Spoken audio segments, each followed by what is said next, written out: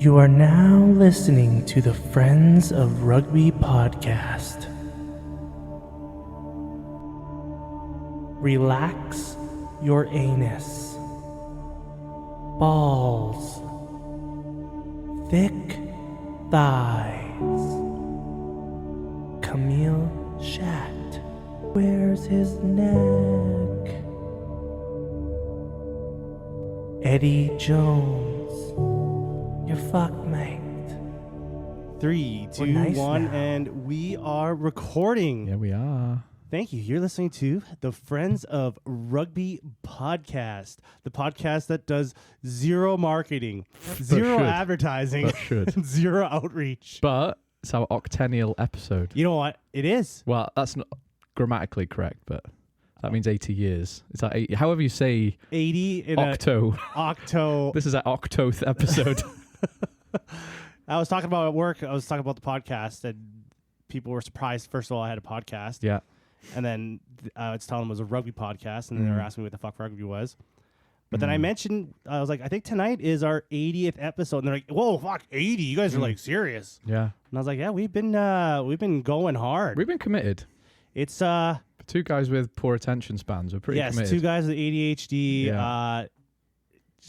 We just keep going. We do. No one's asked us to. Sometimes we butt heads about it. Sometimes we're sailing smooth. But here we go. I wonder Yeah. what our 100's going to look like. Probably the same with no marketing whatsoever and the same listeners. We have to do something special for our 100th episode. What are we going to do? I don't know.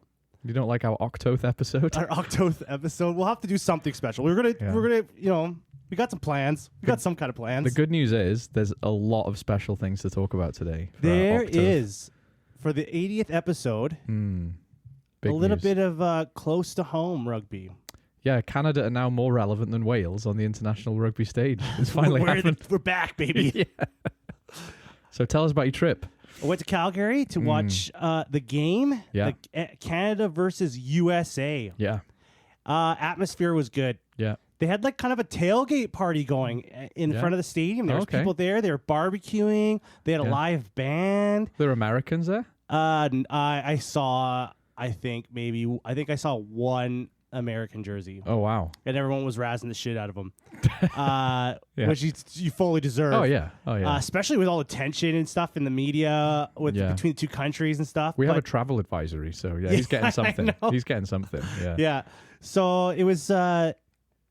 The crowd. They didn't fill out the whole stadium. No, but it's a big stadium. It's a big stadium. I think about 40,000 people there. Yeah. So they there was at least they had half the stadium completely full. So only half the stadium was sold. Yeah. And that side was completely full. So there was about close to or around 20,000 people there.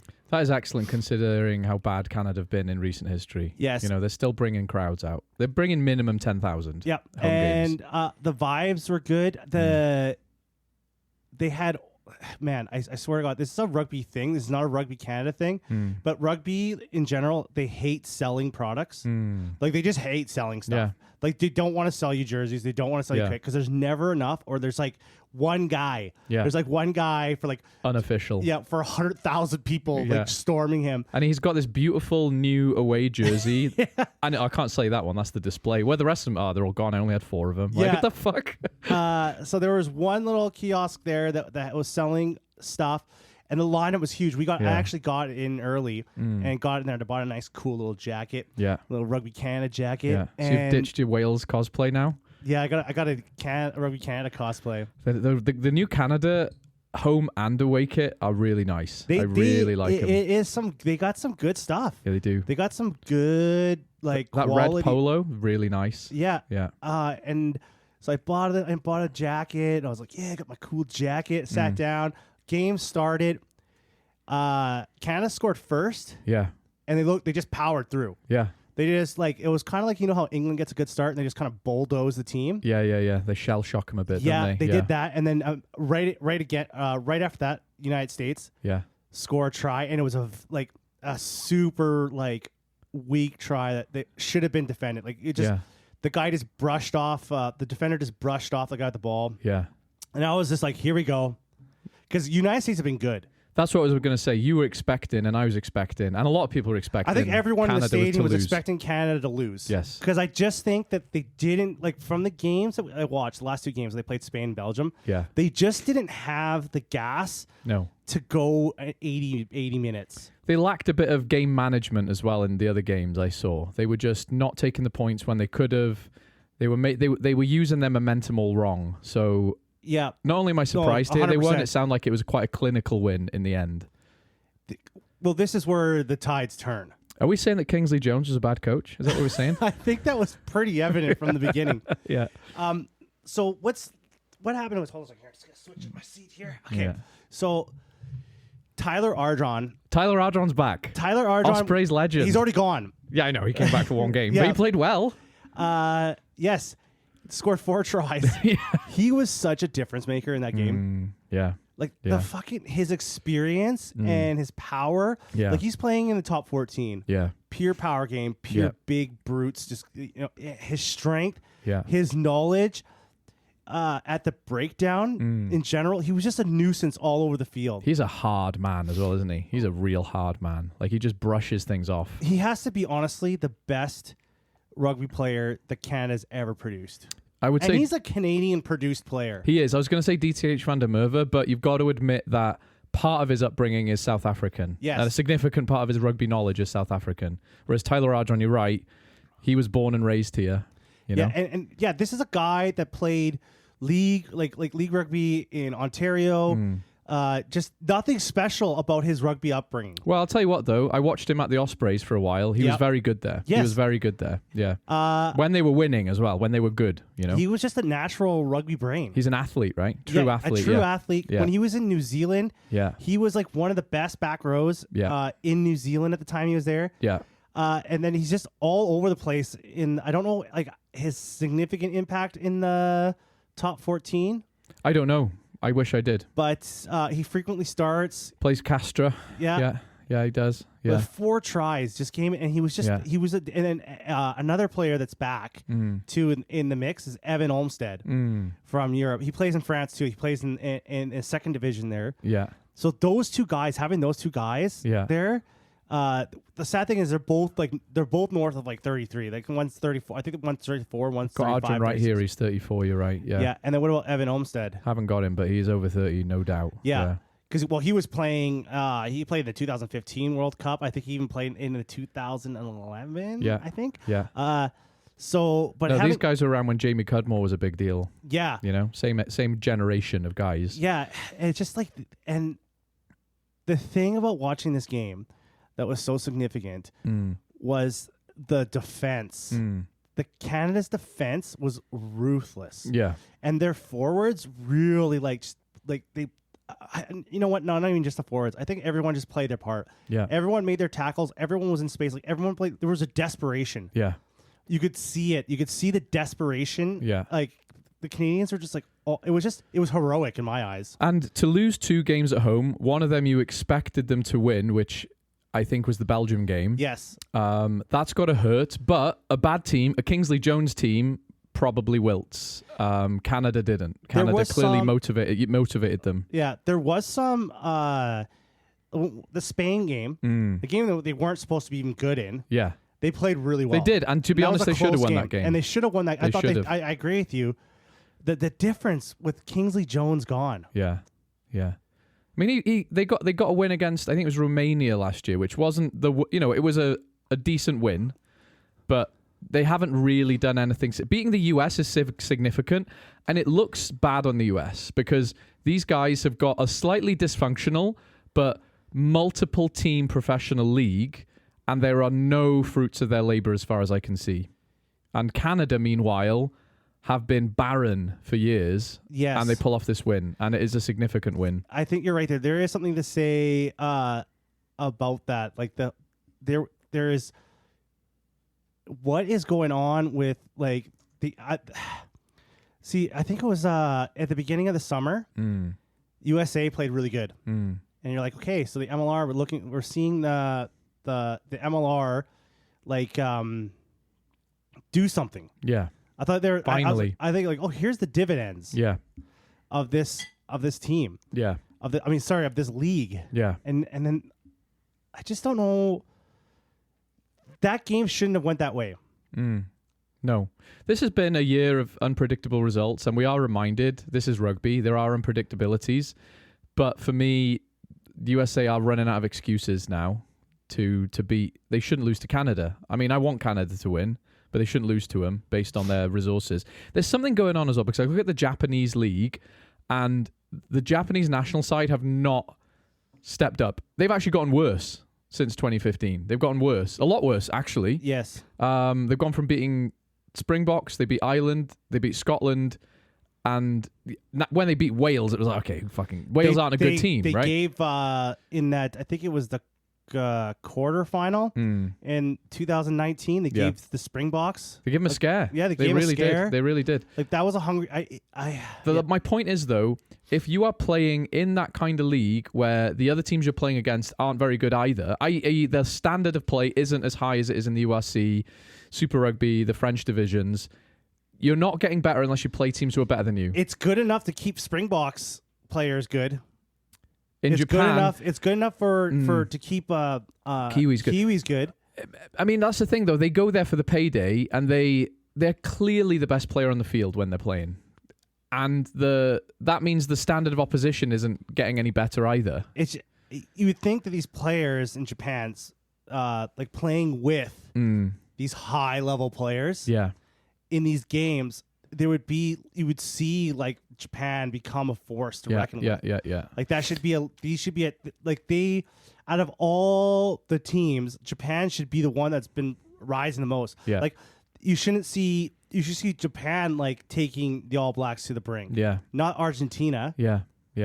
And you're seeing the exact opposite. Yeah, you really are. And that's I'm going back to the US. Yeah, they haven't had the same caliber of international player come to the MLR, but there's been enough significant big names going over that you think that would have rubbed off a bit. The USA still, and there's problems in the MLR. We've had another 2 teams fold this year. It does seem like this, and you've heard CEOs and people say we're not in this for the money. Yeah. We're playing it for the love of the game. None of these clubs are really profitable. They all need a millionaire to keep them floating. But I don't know. I was hopeful for the US. I want them to get better. I do want a kind of a headquarters of rugby in North America, especially with a World Cup looming. Yeah. Like in like what 8 years or like 6 years. Yeah, because if the World Cup happened in the US tomorrow, that home advantage would mean fucking nothing for the United States, would it? It wouldn't help them at all. They'd still get battered by big teams. You're not going to beat Uruguay. No. You're probably going to get a Brazil and Chile are going to take you to Chile would definitely beat USA. Yeah, 100%. Don't disagree. Yeah. Yeah. Portugal, Spain, like these. These upcoming European and South American teams I think they would have them. Yeah, and that home advantage means nothing, does it? Because you'd hope it would take them enough to give a big team a scare, but no chance really. So a bit sad. Whereas Japan, it galvanized them. It made a difference, but that was when they were kind of on the up. But going back to Canada, is this the start of something, or is it? Where do you go? Because you haven't got Tyler Ardron next week. No. Not that there is a next week, but in the future. And Tyler Ardron coming in makes Lucas Rumble look a bit past his prime, because he is your go-to experienced ball-carrying back rower. Yeah. Tyler Ardron comes in and makes him look like amateurish, doesn't he? Yeah. The thing about Lucas Rumble, if people don't know, Lucas Rumble's been probably Captain Canada for a long time now. And he's getting on. He is getting on. He's getting up there. I think he's like 31, 32 maybe. Yeah. He looks sore. Just the way he walks, he looks like he's not very mobile. Slows down. He's also got these like weird where his feet kind of stick out to the sides. He's got the Liam Williams bow legs going on. It's really strange, but like he looks like he's like hurting, like he's playing injured. Yeah. Like he just doesn't look top form. Yeah. Because this is a guy, he might be it might be rugby's taking a toll on his body. Maybe happens. And he's kind of just holding on. He's just playing for the love of the game, man. I tell you not though, like I mean, he was fucking great. Yeah. On Saturday too. Yeah. Well, everyone needed to have a good game, and I think they did. Everyone played their part. Everyone made their tackles. Yeah. And no one gave up. The concerning thing is Evan Olmstead and Tyler Audron were just such a big impact. Yeah. Another thing that's really concerning about Team Canada is they barely used their bench. I think they made 2 or 3 subs that game. They just didn't trust him. They didn't trust them. Yeah. Or it's going that well that you think, don't mess with it. Yeah, but I think it's like there were some guys there that were like, they were holding on. They were just holding on in the end. And Yeah. like, yeah. I think his name's Stephen Meehan. He's the head coach. Yeah. Yeah. I don't know if he has much trust in his. Yeah, his name's Stephen Meehan. Yeah. Doesn't have much trust in his bench.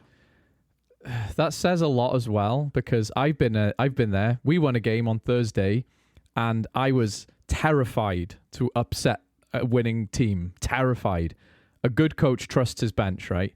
I think a bad coach is, keeps juicing that lemon till it's all gone. Yeah. To the point where you go past it slightly, and then you end up losing, right? Yeah. So, yeah, there's something to be said for that as well. Like, this is a new Canada era. What I'm saying, though, is where do you go?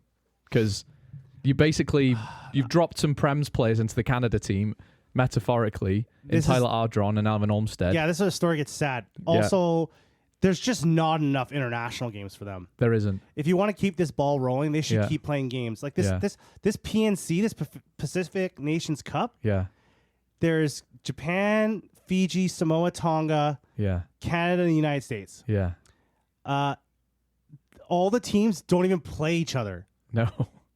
Because they probably can't afford it. I was like, oh, I can't wait for Canada to play Fiji. I'm looking at it. They just played the USA and Japan, and that's it. They're done. Yeah. And I was like, what the fuck is this? Yeah. Like, how do you even call it a championship? Yeah.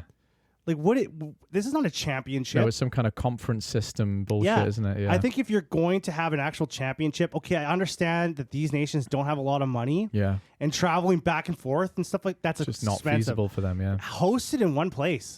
Yeah. Like, pick a city. Yeah, pick a city. Yeah, pick 2. Yeah, pick 2. Yeah. And then host them in that city. Like, have the, Vancouver, Japan. Yeah. The Pacific Nations Cup in Japan. Yeah. Japanese will just flood that. Totally. No matter who's playing. Well, even if even if I'm a Canadian rugby player, and we know that there's problems with playing for the Canadian national team because you're worried your career's jeopardized if you get injured. If you told me I'll give you a month in Fiji, you get to play 2 games of rugby, hang out on the beach the rest of the time, I'm there. Yeah. I am there. Like, make it enticing, Like, it doesn't have to be in a big famous city. I'd love to go to the Pacific Islands. That'd be amazing. Yeah. What an experience, right? Yeah. Like, you can host it, like, have a host city. Yeah. Make think it so. an actual thing. Yeah. But it is probably a money thing at the end of the day. It is a money thing, but I don't like come on, swimming teams do this. Yeah. Seriously. This isn't like a isn't like a significant thing. Like, just have a host city. And that's the annoying thing as well. We know for a fact that Canada and USA rugby have enough money to do these kind of things. They do. They're penny pinching, and I understand the penny pinching compared to France, a lot of other countries, but they've got enough to pull this off. I just don't know. I don't know what's going on behind the doors in Rugby Canada. No. On what their plans are. Yeah. But you have some good things happening. Yeah. Like, obviously, this new coach, this Steve Meehan guy. Doing something. He's doing something good. And I know when he was at the Arrows, people loved him there. Yeah.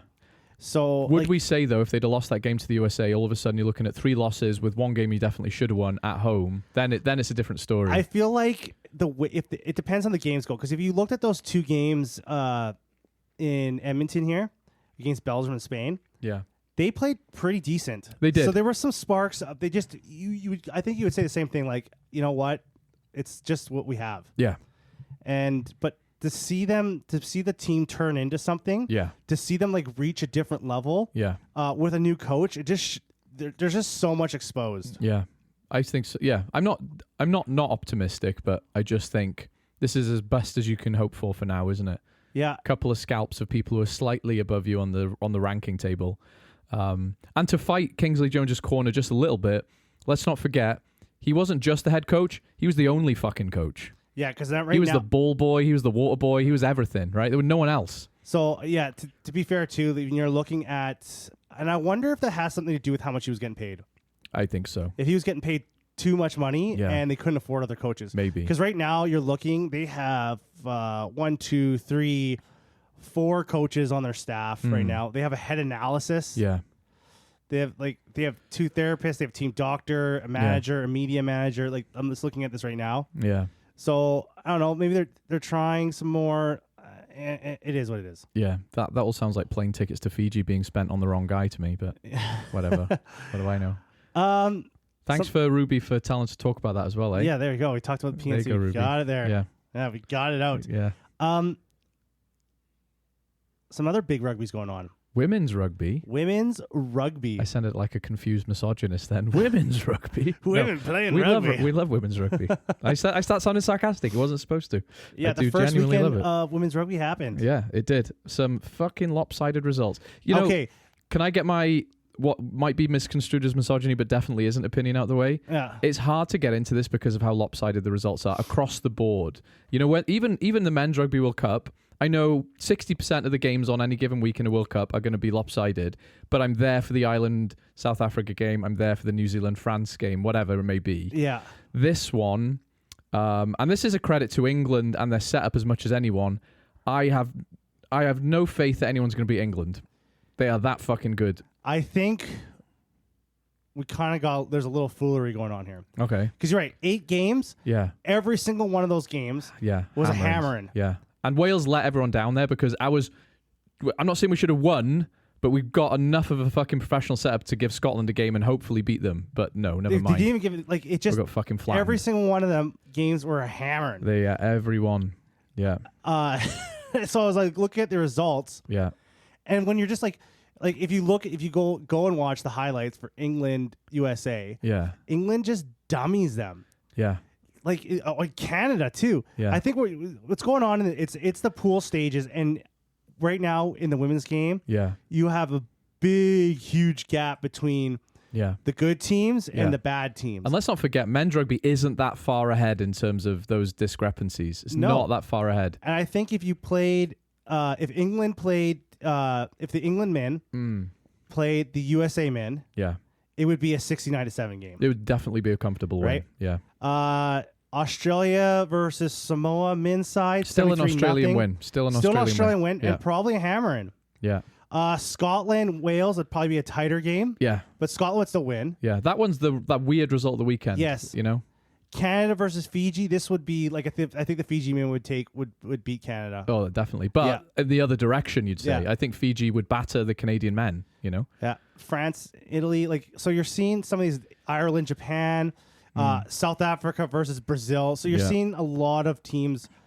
There's a huge gap because you have a lot of women that are professionals and a lot of them that are not. Yeah, we know that. Yes. We know that. Like, we know this is and the good news is there's more professional setups now in women rugby than there ever been. So much progress has happened in the last 2 or 3 years. This is all going in the right direction. It is. 100%. We just got to be patient, you know? And it's the group stages. Yeah. So you haven't seen the Titans. No. You haven't seen the Titans play each other yet. Yeah, and we've got some new Titans because let's not forget Ireland beat New Zealand. They're part of the big girls now. Yeah, you know? part of the big girls. They're part of the big girls club now. Yeah. So, and Scotland are getting good. You know, we do have the Celtic League now. We've got Wales, Ireland, and Scotland with professional setups. Yeah. A lot of those women play in England professionally, which is a good thing, by the way. France, England, New Zealand, Canada, and I would include Ireland in that, are all contenders, I think. So, you're right. When we get to the quarters, we'll see some real tight, good games of rugby. Crazy thing is, this is why this is Canada's week. Yeah, they won, and yeah, it was a hammering. But how the fuck do they do it without a professional setup? All of these, one of these girls came from another club in Edmonton. She's just some person from a club. She's not playing in a French multi-million euro fucking league, right? It's wild that someone like Sophie de Goody can score an amazing try and convert her own fucking try. I think, in my eyes, Sophie de Goody is probably the best rugby player, pound for pound, we'd say, in the world. Yeah, it's a similar situation to when Serena Williams has talked about, and everyone goes, "Oh, a man would beat her," but she has won relentlessly for her entire fucking career. Like, for her own category, she's the best fucking athlete in the sport, and I think you could say that for Sophie de Goody as well. She does it all. She does everything. And she can play any position and be good. Yeah, and she's a good fucking kicker, right? Like, those kicks are no different for men or women. They're the same fucking... She's a good fucking kicker. And she's a fucking back rower or a lock, right? Yeah. That is wild. Like, who's the last lock kicker? There was a guy, Eales? John Eales, was it? I think it was for Australia. Yeah, and that's in the days where they used Like to 2002. they usually used a lump of sand to kick it, so it's a different era, you know. Yeah. Yeah. So she could do it all. She's really fucking good. Yeah. No doubt. The talent in the Canadian women's game, it's unreal. That's what I'm getting at. Fucking That's bizarre. insane. It's weird. Like where do you find these girls people? Can ball. They really can. Yeah, they really can. Fucking ball. Yeah, yeah. It was good. It was entertaining because, you know, Fiji had their moments, but what I liked watching Canada is they're a real structured team, right? They don't just play what's in front of them. That try that she scored, textbook fucking move from a line out, right? They are hard to do on the training field consistency, let alone on a rugby field, as we fucking know. So Canada look in a good position to be contenders because their structure is really fucking strong. This was also like these scores are a lot of high scores. Yeah. It was also a highlight reel like wet dream. Like So, yeah. there were so many highlights. Yeah, there were. There were some sick tries. Shell, Canada's fullback, she doubled her international try tally in one game with 5 tries, I think. And like none of them were gimmies. No, I think it was 6. She scored 6 in the first half. Yeah. Yeah. Yeah. So I wish I was just like a quarter of as good. I watch them play. It's like, fuck. Yeah. I'll never be like that. Yeah. I can never play like that. Like, fuck. Yeah. I'm just like, you just gotta wait. Yes, the games weren't very competitive, but there was a display of talent, and you just gotta wait. I think as this tournament goes on, and especially when it gets to the knockouts, that's what's really gonna get. Like even the World Cup. Like the World Cup, there's a lot of blowouts. That's literally in the men's World Cup. Yeah, yeah. That's and what I was saying. I remember the first time I went to the World Cup, I watched some pool stage games, and I was like, "Okay, next time I go to the World Cup, I'm gonna go to knockouts." Just go to the knockouts. And even you went to Argentina, New Zealand. Yeah, and let's not forget, were a fucking letdown. Yeah, it was a letdown game in that semi-final. That was a blowout. Yeah, it was. But yeah, I don't know. Like obviously, I'm. It's not that I don't want to watch these, but I sat down for New Zealand, Spain. And I thought, I'm a bit bored now, just because it was going the way I thought. So I'm kind of like, wake me up when the quarters start. But like I said, I did that with the men's, to be honest. So we'll see how it goes. And, you know, honestly, I'm a bit depressed about where Wales are, because they talked about the Scotland-Wales game in the build-up. Like, this is kind of a final for both of them, because we're in a bit of a group of death. We know Canada are going to be the top team in that group. Yeah. Whoever gets second is basically qualifying as well. So both Wales and Scotland knew they needed to win that. Yeah, we've got a new coach in Sean Lynn, and he was a really good coach at Gloucester. We've got a lot of new caps, but there's just no fucking good news for Welsh rugby recently. It's fucking depressing. I mean, I know that's been the case for literally 2 years, but it's getting hard to hang in there sometimes. Like, just give us something, guys. Just give us something. A win against Japan doesn't count either. Fuck that. Like, I want some significant wins, please. I really think watching the Canadian girls play. Yeah. I really they might be able to pull this off this whole tournament. It's not impossible. It's not impossible. Yeah, I would give them a England longer are good. odds. England are good. Are really good. They England are really obviously good. the favorites. Yeah. But I feel like if Canada pull out all the stops, and they stay healthy through the tournament, I really think this could be a huge year for them. Do you know what though? England, even if they make it to the final. If they make it to the final, you got to remember though. England were beaten by New Zealand in the final in the last Women's World Cup. They went in as slight favourites, I think.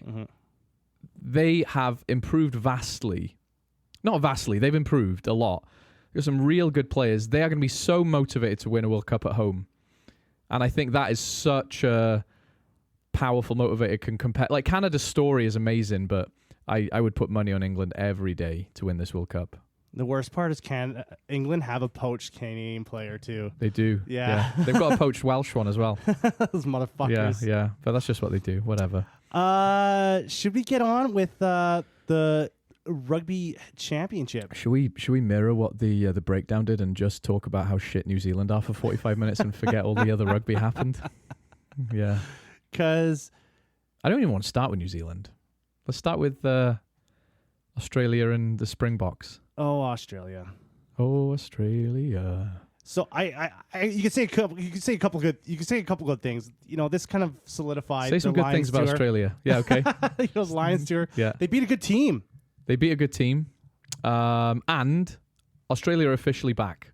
Yes, despite everyone's doomsaying, which was us. I was like, they're fucked forever. Because we said last week on the pod that, South Africa was kind of playing. They were being weird. We called this. Yeah. Yeah. And then this week, which was best, it was the best thing ever. The Springboks went back to their DNA. They won this game. But the Australians still put up a fight. And they were so close to winning. They could have won this game. They definitely could have won this game. They could have won this game. There was a moment in that game where I think it was Connor missed a conversion or a penalty. I can't remember which. And I thought if that goes over, because they scored the try and it put them like 1 point behind. They convert, they go ahead. That galvanizes you. That could have been it. They could have just, I don't want to say defend a lead, but when you're in front with 10 minutes to go, it changes the feeling a little bit. This was not a gimme for the Springboks. They tried their shit haircut they came out with a fashionable haircut. Everyone laughed at them. They shaved it all off, went back to old school of South African rugby, and it worked. But it was ugly. Let's be real. That was an ugly, old-fashioned Springboks performance. Yes, it was. And they had guys like R.G. Snyman, who we've seen for Leinster be slick, catching balls one-handed in the line-out, offloading things like a Fijian. He was good, but in a dirty old... And I don't mean dirty in a cheaty way. I just mean grindy, boring, right? South Africa, and Rassie said this, they had to dust off the old playbook to win this game, and it showed. Yeah, he was bitter about it. He didn't want to do it. He was bitter about this win. Yeah, he's like, "Hey, you guys got what you wanted. There you go." Yeah. Thanks, fans. Sorry for trying to play a different style. Yeah, he was like that, wasn't he? He was always like having a go at the South African. But thanks for coming out and paying money for us to watch play boring rugby. Yeah, he was mad. He was mad they didn't like his fucking haircut. I think he was mad. Yeah, because he wants to grow the game. He wants to grow the game really bad. He's just a perfectionist. Yeah. That's just pure proof right there. Yeah, he was just he had a pout fest. You did. I was like, holy fuck, he's pissed. He's been grumpy for a couple of weeks now. He's been very grumpy. He's been grumpy. We're in the grumpy Razzie Erasmus. No, it's the Ozempic. It messes with your mood. I told you. He's all fucked up over Ozempic. Yeah. Yeah, because he's fucking he's just bitching on after the game. Yeah. He just won the game. Yeah. He's we played the way we're known to play. I've seen a lot of Wales games where they were ugly wins and it never felt like a win. That's how that game felt. It was like we won because we had to, not because we wanted to. That's how it felt like watching that game. And I was gutted for Australia, not least because it looks like they've lost Tom Wright. Oh, he's done. He's done. It looks like Seal's done. They had that guy something Toole replacing Dylan Peach who looked decent, and he was on debut. But they also lost, I think they might have lost Sualiti. He definitely came off. Anyway, what has gone from like the golden back line has suddenly become who the fuck's left, which is worrying considering you've got to play New Zealand and Argentina next year. You know what? And this fucking sucks too because they are in a spot where like they're playing... Australia's playing so good. They're playing good rugby. It's crazy to say. But I don't know if they have the team to last. Like they're kind of like fucking, they're just losing a guy here and there. Yeah. And it's just like, who's going to come in and make the difference? Because this tournament is wide open and a fully stacked Australia. My dad said this to me today. If it wasn't for those injuries, they could have won this. And he's right. He was right. Like, this tournament is wide open. Nobody has won every game. Everyone's 1-1. Yeah, Australia are not scared of New Zealand at all. No. Because they've just been playing them for that long. They know what they are. I think they might even have a better game. It depends on Wright being Tom Wright being injured. Yeah, he's done. That's a huge loss because he's been probably one of their best players. Yeah. All summer. Yeah. But when they get to play New Zealand, they're going to be really up for it. And I feel like a lot of Australian fans. Yeah. And media pundits feel like this is the year that they could take a Bledisloe. Yeah. Because they haven't done it. I have never seen them win a Bledisloe. Imagine a surprise Bledisloe as well. No one expected the surprise Bledisloe. That would probably be the perfect Australian year. Oh, wouldn't it though? Yeah. And to come from... It wasn't even a slow build. No. It was like uppercut out of nowhere. Yeah. Almost beating the Lions in this like apocalyptic storm. It was some kind of like metaphorical storm in Australia, like changing the fate, and then they come out swinging and beat South Africa. Like, it's a cool story. Another concerning thing is how much of this is Joe Schmidt.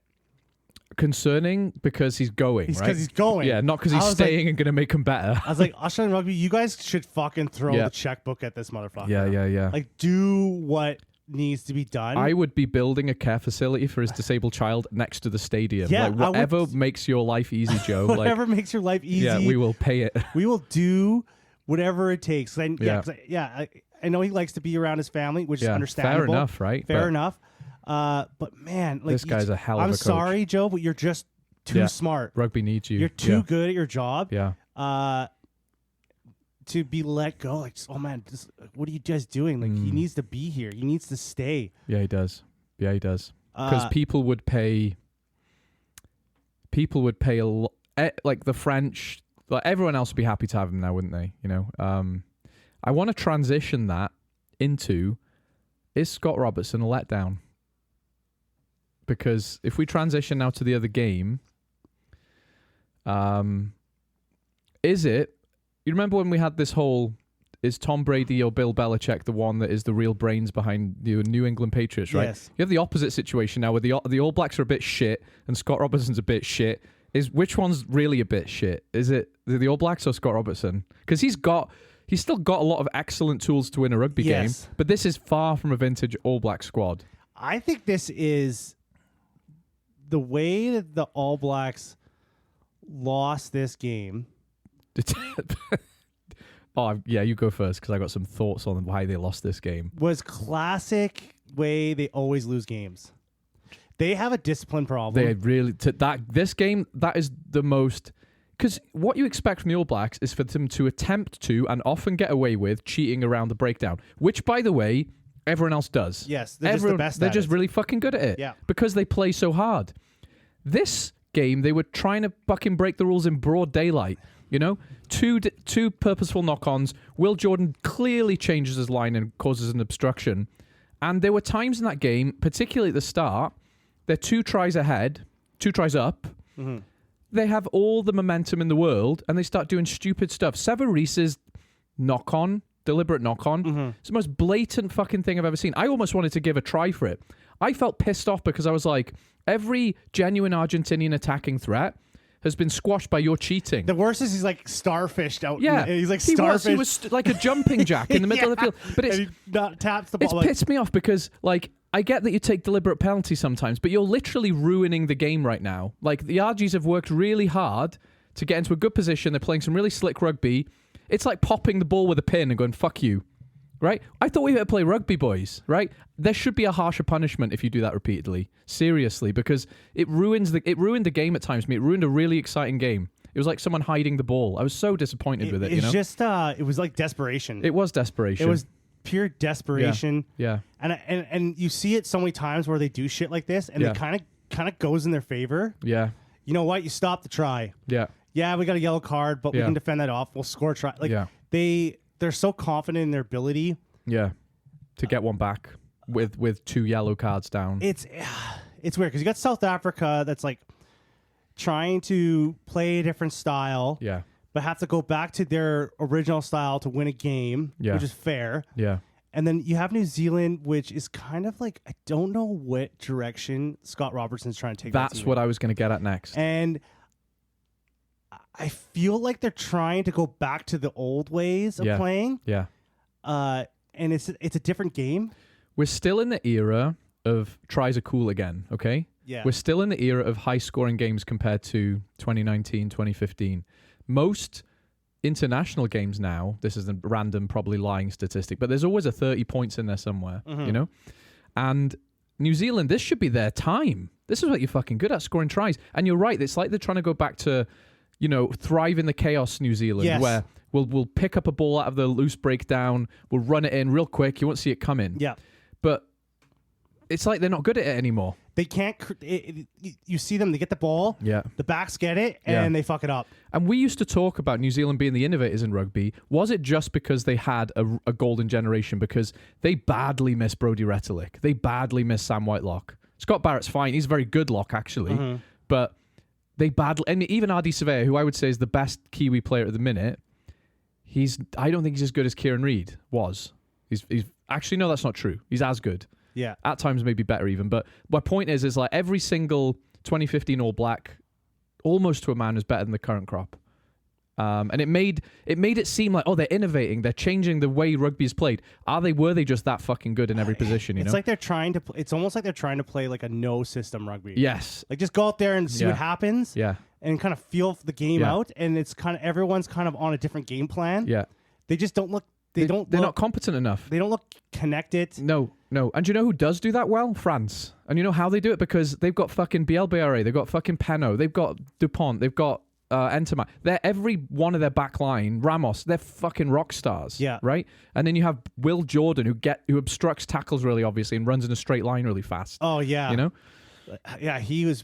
Yeah, that was. He was shite this game. Too. Yeah. He was shite that game. Yeah. That penalty. Yeah. I was pissed off about that too. Yeah. Right. Like, that should have been a penalty try. It should have been a penalty to try. I thought that should have been a penalty try. Yeah. I thought the one Severed Reese thing. Yeah. I was like, well, there's no one there. If that guy catches that ball, he's gone. Yeah, and it makes me so angry because a team like New Zealand who know they're going to score tries shouldn't be lowering themselves to that level, right? Yeah. Ruining the game for everyone. I fucking annoyed me that did. But you know, I feel like because we used to have a Kiwi coach, and when I first started playing rugby, we were into training, Yeah. and I didn't know any of the rules. Yeah. So we were doing this drill, and I was playing on defense. We were just doing a team run. Yeah. And they just put me on defense. Like, yeah, just run defense. Yeah. And I ran up and smacked the ball down. Yeah. This one guy went to go pass to another guy, and I ran in between them and smacked the ball to the Were you ground. kind of like joking, or you didn't No, know? I didn't know, so I thought I was doing good. I saw Yeah. the ball, and I just smacked it out of the way, right? And it went, and then everyone's like, what are you doing? You can't do that. And I was like, Yeah. oh, what? It's like, Yeah. yeah, it's a knockout. You can't just smack the ball out of the way. Yeah. And then the coach came up. He's like, don't worry. He stopped the play, whatever. Who cares? Yeah. Right? The play stopped. Yeah. Right? Yeah. He's like, So he was kind of like a little proud of you? yeah, He's like, he didn't "All right, care. He buddy." was like, the Yeah. play stopped. Yeah. I'm like, did they score? No. Yeah. Right? If it wins a game of rugby, let's fucking do Who it. cares? Yeah. It's that. Yeah. So it was kind of like, okay, so he didn't give a fuck about that fuckery. And you know what? Our rugby team right now, I think a lot of Canadian rugby teams in our area could do with a little bit more cheating spirit. Do what Yeah. you can to win. I don't mean Yes. violently, but I mean, you know, what people get away with it. Because there's no fucking cameras where we play.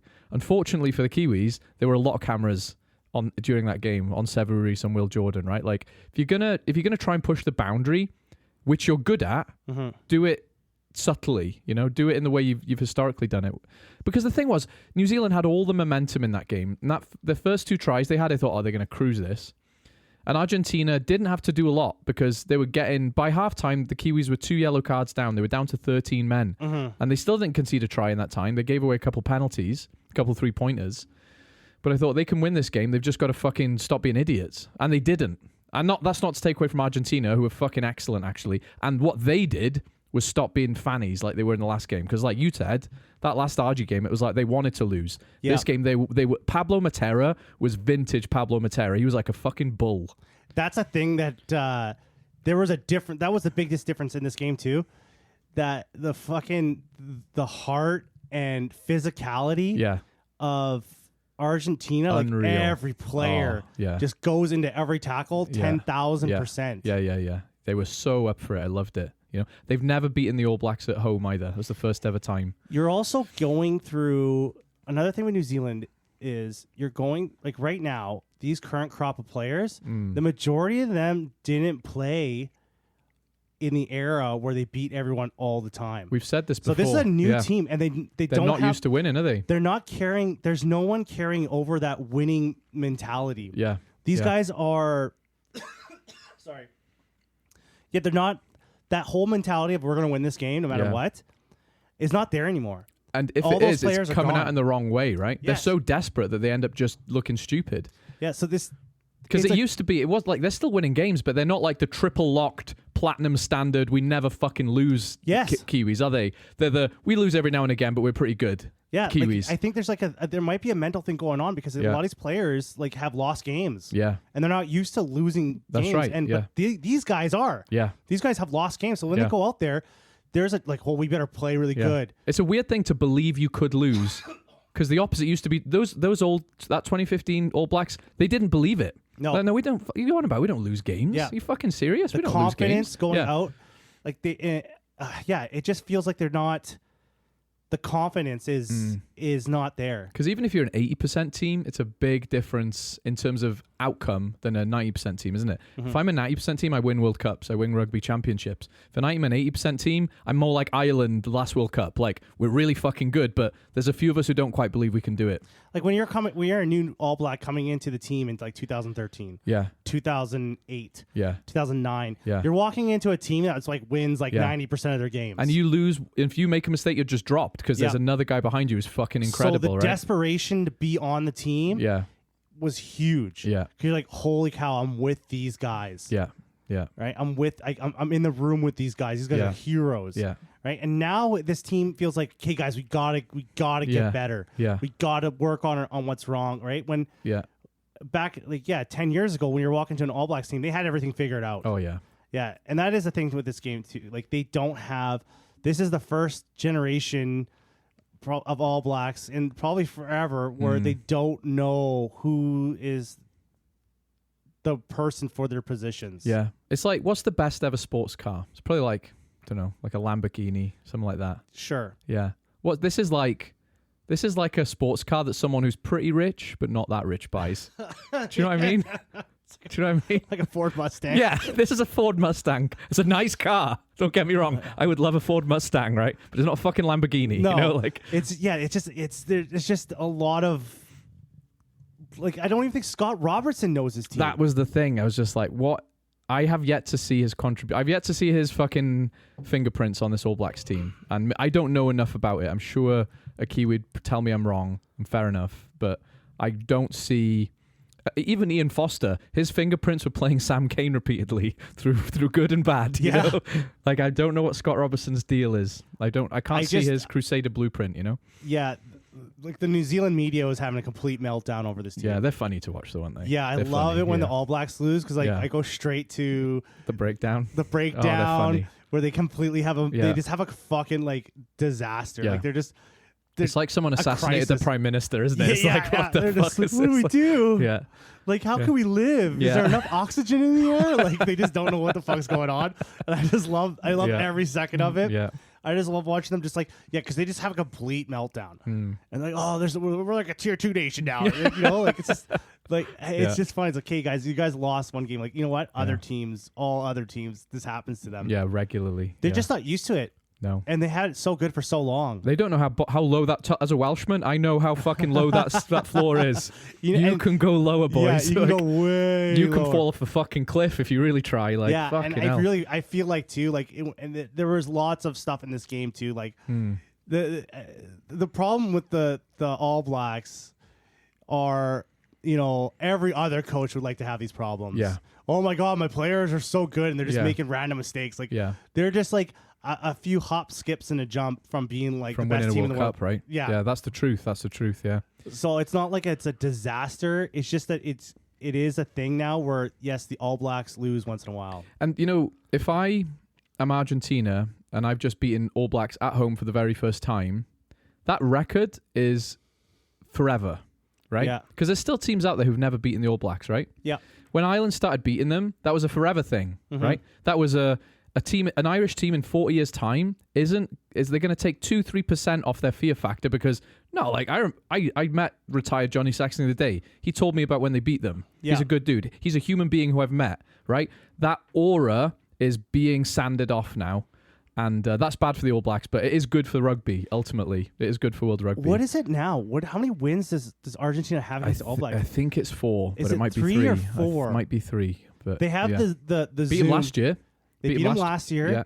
Beat them this year. I think they've beat them in New Zealand twice. Yeah. Well, clearly they've never beaten them until this was the first time they've ever beaten in Argentina. Right? Yeah. I know it's the first time they've beaten them in Argentina. But the question is, have they beaten them 3 times in New Zealand, right? Is that what you're saying? No, they beat them twice. I think they beat them twice in New Zealand. Yeah. Once in Australia during COVID time. Oh, okay. That was the Zoom where they trained via Zoom. The Zoom call game, yeah. And now in Argentina, I'm pretty sure. I think they both won their games. I think in Christchurch. Yeah.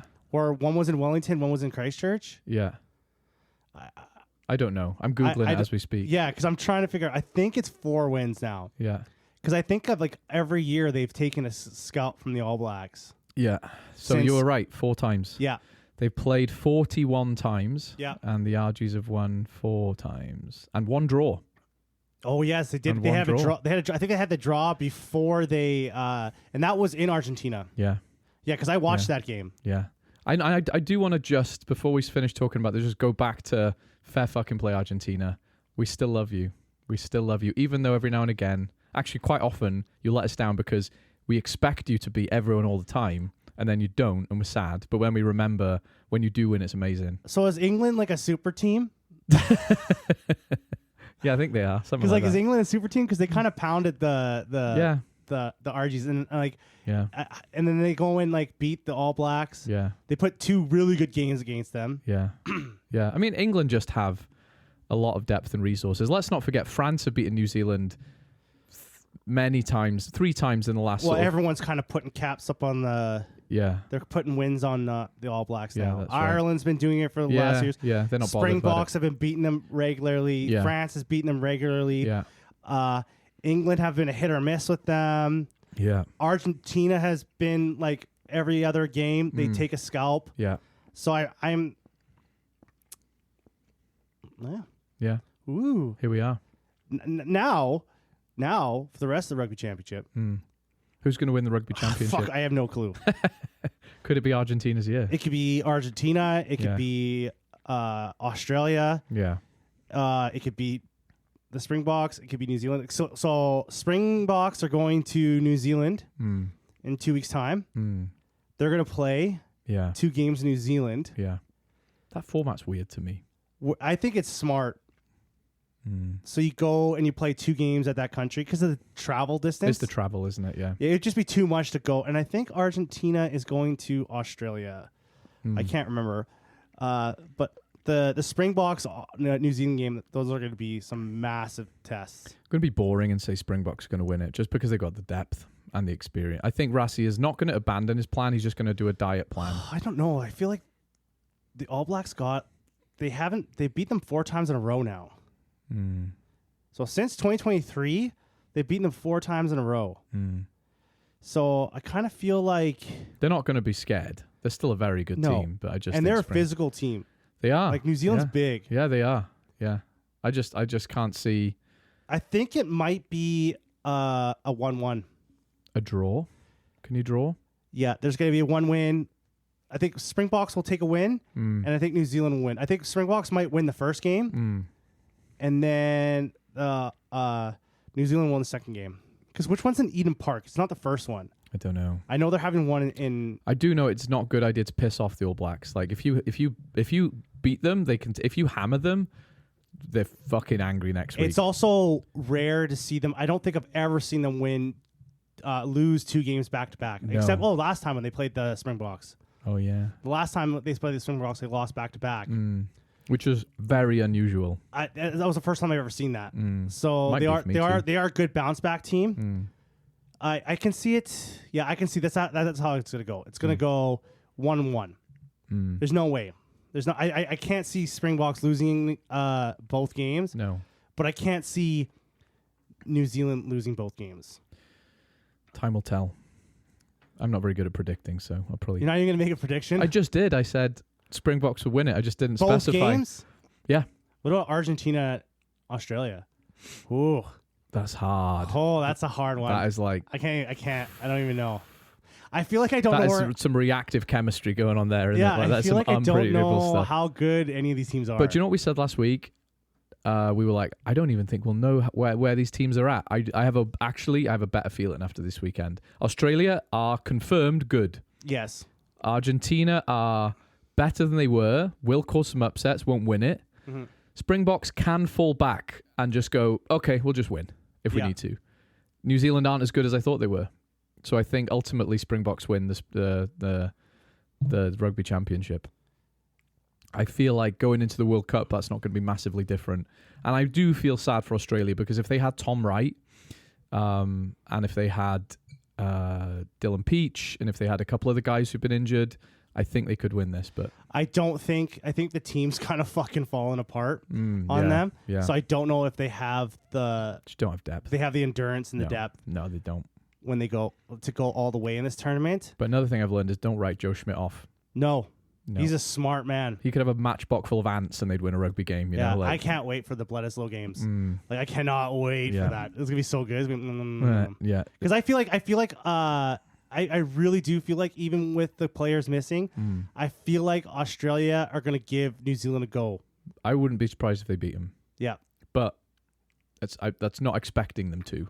It's an upset, you know. So Rugby Championships off next weekend. Women's World Cup next weekend. Do you know the sad news? What? Oh yes, the sad news.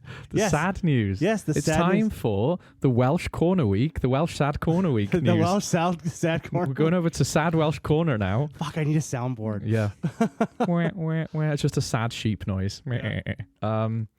So the WRU released a statement where they are planning to, after a period of consultation, reduce the number of Welsh regions from 4 to 2. Ooh. So this is a bit of a nuclear option. Initially, I had my gut, fuck you, WRU, you've ruined the game in Wales, which is still mostly true. But then they described the plan as they envisioned it. 2 teams with a budget of 7.8 million, I think it was, each, which is more than double of every region's budget right now, by the way. A centralised academy, a Welsh academy, rather than run by individual regions. Yeah. Equally funded men and women's, not equally funded, but a professional women's setup in both of these Welsh, whatever they're going to be called, professional teams. Yeah. And that's it. There were some other good points, but if you describe that to me, which means they would have a deeper squad of about 50 players rather than maybe like mid 40s. Having that 5 or 6 extra players is good. Obviously, having double the budget is very good. More than double the budget is very good. Yeah. It all starts to make sense.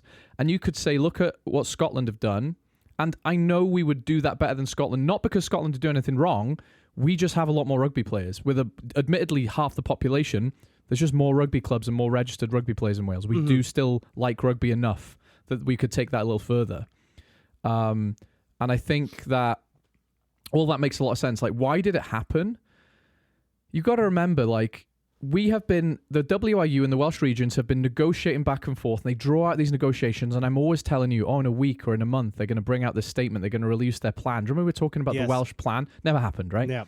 Because every time something goes wrong, every time there's a roadblock, and I think the WRU are finally going, look, guys, you're not functional businesses. You haven't been profitable functional businesses for 25 years. You're fucking charities. You take money off of us. We're sick of it. Sign the fucking paper or we're taking the money away. And that's actually what's happened. And to be honest, if I trusted the WRU up to this point, I would go, that makes a lot of sense. Fuck those guys. Even Cardiff I love. I would be like, yeah, like they literally financially collapsed this year. Why would I trust them with more money? Yeah. They're charities, right? They are. They're not profitable. So eventually the WRU has to go, we're the ones giving you the money. We'll fucking decide how it's spent. So I've come to the conclusion this is a good idea, but it is a lot of cope going on at the same time, you know? It's just sad, you know? Because it already hurt rugby when they changed the regions in Wales, right? Like back in the day when they made the Ospreys and Scarlets and I wouldn't say it hurt it because, you know, we were good. But it wasn't it like forcing people to cheer for certain teams? Oh, you mean Welsh rugby specifically? Yeah. Yes. So they created a rift in Welsh rugby that has never really been fixed. Yeah, that is true. Yeah. And so it's almost like they're doing it again. But you're right. But I think what me and my friend were talking about this, we were saying what's really going to happen is I think they'll scrap all the regions. I think they'll create a East team and a West team. And if they play out of Cardiff and Swansea, which are the 2 biggest cities in those areas respectively. Yeah. So if I'm a Dragons fan and you tell me to go to cheer for Cardiff, fuck you. Yeah. But if you say you're cheering for Glamorgan or Gwent, which are the counties, all of a sudden I'm like, yeah, I don't mind going on a 15-minute train ride to Cardiff to watch a game of rugby. Because they're not a Cardiff team. They are you might even say a province like Ireland's team. Yeah. It's still, don't get me wrong, there's still going to be a lot of tribalism. We're not going to get away from that in Wales. But rather than Cardiff changing from Cardiff Blues just to Cardiff Rugby and everyone in the valleys around going, no, fuck you, I'm not cheering for that. If they'd have just gone, we're called the Blues, all of a sudden someone's going to get a train down to Cardiff because you're not cheering for Cardiff, you're cheering for the Blues, right? I think that's what they're going for. And that will help. So what goes on with the Ospreys and Scarlets? That's the sticking point. That is a real sticky point because let's not forget the most discreet and sexy profit management horse selling business just took over the Scarlets. Lance Bradley, the CEO of Ospreys, just announced they've got plans for a stadium. There's a lot going on in Ospreys and Scarlets this year, right? So I'm thinking, wait, what the fuck's going on? Yeah, and they just suddenly read the newspapers and go, "You fact, mate!" Like, oh Jesus, like I've just spent millions. Imagine the whole time it's like they're only keeping the Ospreys and Scarlets. Yeah, that's it. yeah. The other teams are gone. Yeah, Cardiff and the yeah. Dragons are gone. Well, these guys have got money, so we're going to go with these guys. But yeah, like I think the WRU are like just tired of their shit. They're tired of a brand new spicy millionaire coming in and going to fix it and then going bust next year. Because that's what happened at Cardiff, right? That's what happened, and they had to take it over. They're sick of it. They're sick of their plans being they're sick of their long-term plans being roadblocked by morons with not enough money. Yeah. Claiming that they've got enough money. Yeah. Being discreet. Yeah. So I think they're just like, do you know what, Scarlets and Ospreys, you've had a long time to sign this agreement we gave you. You didn't. Fuck you. You're gone. You're done. You know? Take your discreet asset management and fuck off. I think that's what's going to happen. And they're going to have a 6-week consultation, whereas before, they would get all these people in the room and they say, we're a partnership of equals and we'll give you a lot of money if you just make a...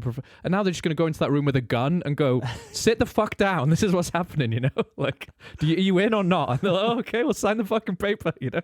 So... Yeah, because I don't know how this is going to work. I'm really interested to see how this works. I think what they'll say is, hey, you, discreet asset management, and Lance Bradley at the Ospreys, smush together or fuck off. That's what I think will happen. And how are the fans going to take that? As usual, Welsh fans will not be happy about it, will complain about it, and our turnout for the next 5 years will be dog shit. Because this could be different.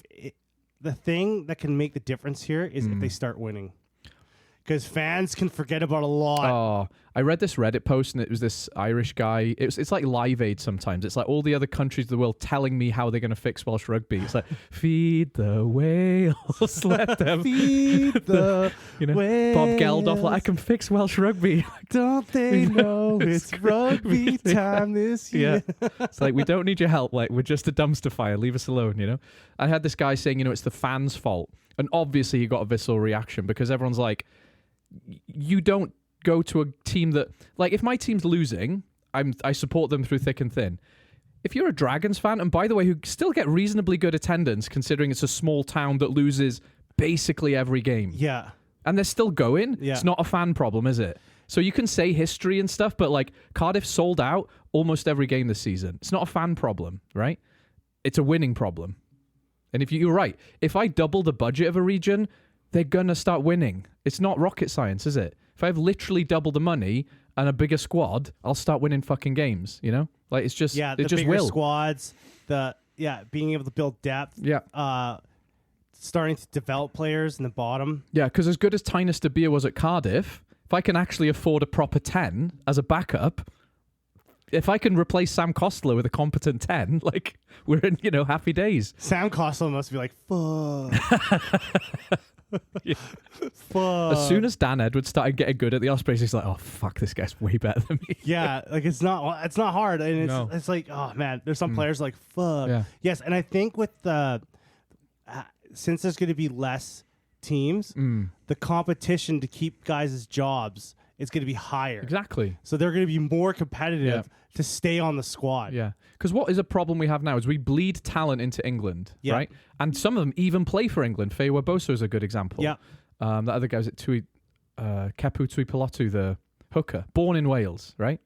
We bleed these guys. If we have a centralized academy with a lot more fucking money, why would I'm not going anywhere, am I? And you can keep these guys. You can pay them. Yeah. If you could pay them. And you can still let guys go to England because, we've only got 2 teams. Our squads aren't deep enough for you to stay. Fuck off and play in an English team for a bit. Go make some money. And we'll still pick you in the squad because we've only got 2 regions. We need a wider Welsh playing squad. So it's a win-win. We stop bleeding players to England permanently.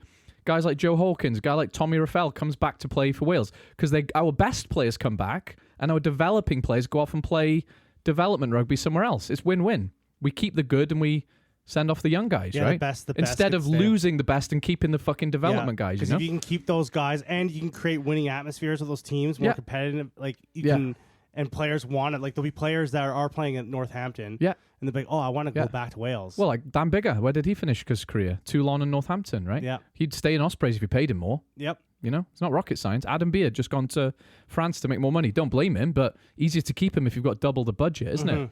So for me, the more I talk about it, the more I go, oh, that makes so much sense. I hate it because I'll tell you a little statistic. No team has ever won an international tournament with less than 4 professional teams, right? No one's ever won the Rugby Championship, the Six Nations, the World Cup with less than 4 professional teams. We are hamstringing ourselves, but we have to admit we just got lucky with the golden generation. Yeah, I think the size of the country and having 2 teams. Yeah, it makes sense. To me, it makes some saying on the outside, like, this makes sense. Of course it does. Scotland has 6 million. They've got 2 teams. Yeah. Italy have, I don't know, tens of millions of people, 2 teams. Yeah. Wales, we're a rugby country, but there's only 3 million people there. Yeah. New Zealand has about 4 or 5 million people. They're a bit of a special case, I think, because they are the ultimate we're into rugby country, aren't they? Yes. You know? And you might say we're second in terms of we're into rugby, but we have had such a bad run of mismanaging it. It's time to just pool the resource together, refine what we've got, and then in 10 years we'll go, maybe let's have a third team. Yeah, I think you're right too. I think it's a good point. Build back into it. Yeah. It's a long-term thing, right? Yeah, set the foundation now. This doesn't have to be a forever thing. I've seen it in lots of sports where teams pop out, Yeah. You could even say Australia an example of that. They lost the Melbourne Rebels. They've had to downsize. It was forced on them. Look at them now, doing all right. Yeah. Doing all right. They might not win a Super Rugby competition anytime soon, but wouldn't be surprised if they do it in 10 years, No, 100%. But the scary thing is I have heard rumours that they're going to bring in American teams in to replace the Welsh teams that are lost. Into the URC? That's a rumour. It's a rumour, yeah. Because all of a sudden there's 2 spaces, Maybe you bring in a Black Lion. Maybe you bring in some Grikas, Some Grikas. Yeah, so I don't know. So sorry, you're going to say they're going to bring in an American team or South I heard African a rumour team? that a US team would join the URC. Like I said, it's just a rumour. I just don't know where and who. Yeah. New York? I just don't think it's going to happen. It has to be on the East Coast. It'd have to be, wouldn't it? And even then, it's fucking stupid because the whole benefit of South Africa joining, the one saving, well, there's been lots of benefits by now, but originally it was like, it's time zone. Yeah, the time zone between like New York and about 6 hours. England? Yeah, about 6 hours? Which isn't too bad. I don't think that's crazy. But it's not. It is enough to have a lot of people in the UK turn their TVs off. No, isn't it 6 hours difference from here to England? No, it's 7. You might be right, though. It might be close. It might be 4. I think it's like 4 hours. Yeah, you might be right. So that is very doable. Very doable. Yeah, you're right. You're right, actually. Yeah. I don't think it'll happen. And it's only a 4-hour plane ride. No, I think it's much more likely they would get another. I think they might bring Black Lion in, which is actually a similar time difference in Georgia. Yeah. Or they might be super fancy and get a Spanish team. I don't know. Oh, that'd be cool. It might be cool. It's sad for Wales, but, we've got some problems. We've got to go work on ourselves for a bit. Does the URC need to fill in these spots? They have to, actually. Yeah. Oh, they have to. So Wales are not allowed to do this for 2 years. They're announcing it now. Okay, so this is going to be a 2-year plan. I thought this was going to be right away. We're contractually obligated to for the next 2 years to have 4 pro Welsh teams in there. But imagine the URC next year with how shit is it going to be for a Wales fan for the next? Knowing that your team is doomed. I'm playing for Cardiff. Cardiff. And if they don't announce it either, so you don't know who's going. It should be so Welsh rugby. You don't know what's happening. That's so Welsh rugby of you, not telling me what the fuck's going on. And for at years. the end, they have the president of Welsh rugby, and then the 4 teams stand there, and he has a rose in his hand. He's gonna hand out the rose. Which Dragons, it's you to no one's fucking surprise. Fuck yes! I've only had won 1 game in the last 10 years. I fucking did. Yes. It's gonna be like it's gonna elimination. Like fuck. Anyway, long story short, we're a mess. But this is the equivalent of like chopping off your gangrenous arm. Yeah, you're losing an arm, but you're not gonna die. This what's going on right now. Sad. Well, Frank, we talked about everything we were going to talk about. I pushed the limit there, didn't you, with my ranting? You pushed it. All right. You pushed it. Well, friends, thank you for listening. Yeah, Share the podcast. Yes, please. Like and share the shit out of it. I feel bad. I badmouth the Kiwis a lot. Oh, fuck. Who cares? Not me. Just alienated. They love it. They love it. They do like the drama. Yeah, they Good do. for them. All right, friends. Have a good one. See ya.